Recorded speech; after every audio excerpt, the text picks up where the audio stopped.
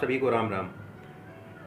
जैसा हमारा एक सीरीज चल रहा है राहु केतु के ऊपर कि 7 मार्च 2019 में राहु केतु का राशि परिवर्तन हो रहा है। राहु कर्क से मिथुन में आ रहा है, केतु मकर से धनु में आ रहा है।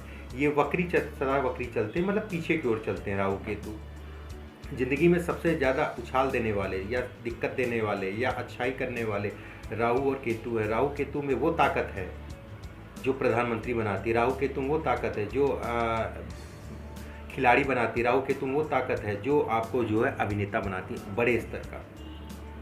अगर सीधे सीधा कहा जाए, राहु जेट इंजन की तरह है, वो उछाल करता है। चलिए शुरू करते हैं मिथुन लगन के लिए। मिथुन लगन वालों के लिए ये साल थोड़ा सा अप एंड डाउन का रहेगा। बहुत ख़राब भी नहीं होगा, बहुत अच्छा भी नहीं होगा। कारण ये है कि मिथुन लगन में राहु का गोचर उन्हीं के ये मेरे एक चीज़ ध्यान रखिएगा, ये राशि और लगन दोनों पे आधारित रहता है गोचर। अगर आपकी राशि मिथुन है या फिर आपके लगन में 3 नंबर लिखा है, दोनों उसको देख सकते हैं। मिथुन लगन वालों के लिए ये गोचर जो है सामान्य रहेगा, बहुत अच्छा भी नहीं होगा, बहुत ख़राब भी नहीं होगा। इनका गोचर जो है लगन में, या फिर कह लीजिए कि चंद्रमा के ऊपर राहु का गोचर हो रहा है, ठीक है, या फिर आपकी राशि पे राहु का गोचर है। सबसे पहले ध्यान रखिए, इस पीरियड में आने वाले समय में मन पे कंट्रोल करिएगा। मन भ्रमित होगा, दिक्कतें बहुत होंगी, मन में टेंशन रहेगी, कभी बहुत अच्छा रहेगा, कभी बहुत ख़राब होगा।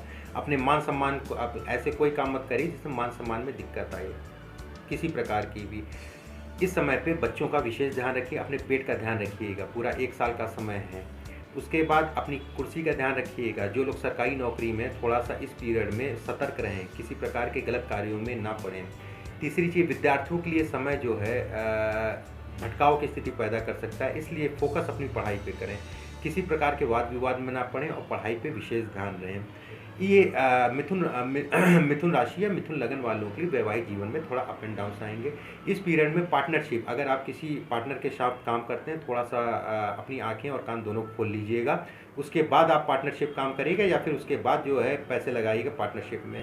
पार्टनरशिप के लिए बहुत अच्छा समय नहीं, वैवाहिक जीवन के लिए बहुत अच्छा समय नहीं है। इस चीज़ का विशेष ध्यान रखिएगा। महिलाएं इस चीज़ का ध्यान रखेंगे, कहीं से भी किसी प्रकार का वाद विवाद नहीं करेंगी। और ख़ासकर इस समय पे पति पत्नी, अगर मैं पुरुष और स्त्री दोनों की बात करता हूँ, तो वैवाहिक जीवन में आपस में टकराव की स्थिति बनेगी। उसके बाद राहु जो है नवम दृष्टि से भाग्य भाव को देख रहा है। कहीं ना कहीं से पिता के माध्यम से या पिता को कष्ट मिलने की पूरी आसार दिखते हैं राहु के गोचर के कारण।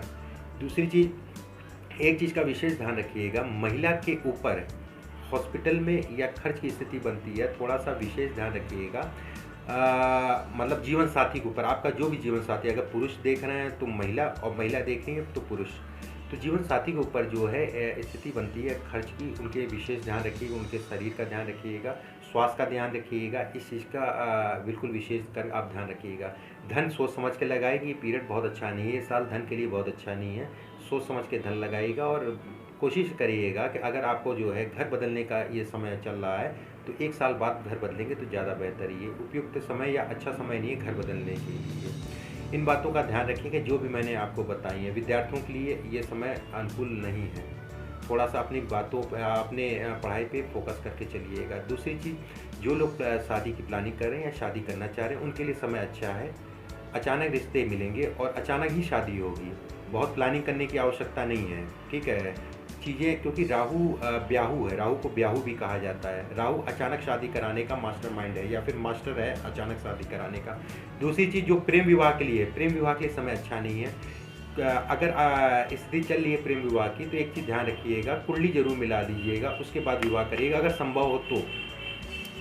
संभव हो तो कुंडली मिला के विवाह करिएगा, ज़्यादा अच्छा है। अगर प्रेम भी हो, जिससे आप प्रेम करते हैं, उसकी एक बार कुंडली जरूर मिलवा लीजिएगा।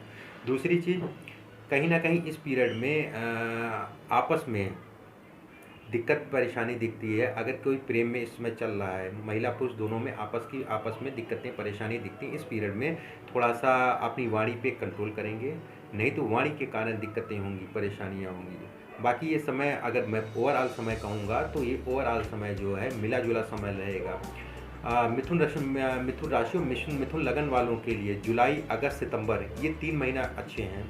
अक्टूबर नवंबर में दिक्कतें परेशानी रहेंगी। मार्च ठीक समय है। इन महीनों का ध्यान रखिएगा। इन महीनों में कुछ चीज़ें बेहतर बन रही हैं। उस बेहतर समय में अपनी चीज़ें आप आगे बढ़ाई तो ज़्यादा बेहतर।